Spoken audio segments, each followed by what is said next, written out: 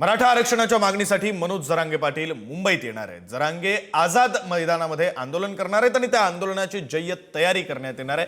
आझाद मैदान इथं स्टेज बांधण्यात येणार आहे, त्यासाठी त्यासोबतच मेडिकल कॅम्प देखील उभारण्यात येणार आहे। मुंबईतील मराठा आंदोलकांकडून तयारी करण्यात येणार आहे। पुढच्या महिन्याभराची तयारी करूनच मुंबईत आलो असल्याची प्रतिक्रिया मराठा आंदोलकांनी दिली।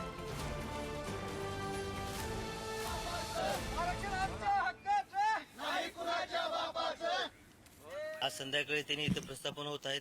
तरी प्रत्येक महाराष्ट्रामध्ये प्रत्येक जिल्ह्यातून खेड्या गावातून प्रत्येक जण एक महिन्याचं राशन घेऊन सगळे जण इथे उपस्थित झालेले आहेत।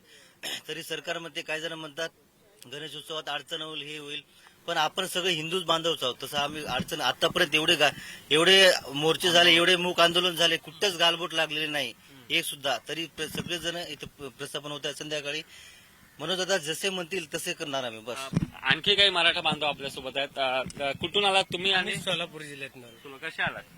इष्टीन आलो आम्ही। एसटीने आलात? आता महिनाभर इथे राहणार? महिनाभर इथंच राहणार आणि शांततेत आम्ही आंदोलन करणार आणि दादा जे सांगेल तेच आम्ही पालन पोषण करणार। शांततेत आंदोलन करणार। तुम्ही कुठून आलात? मी सोलापूरहून आलो। आम्ही येताना ट्रेनने आलो।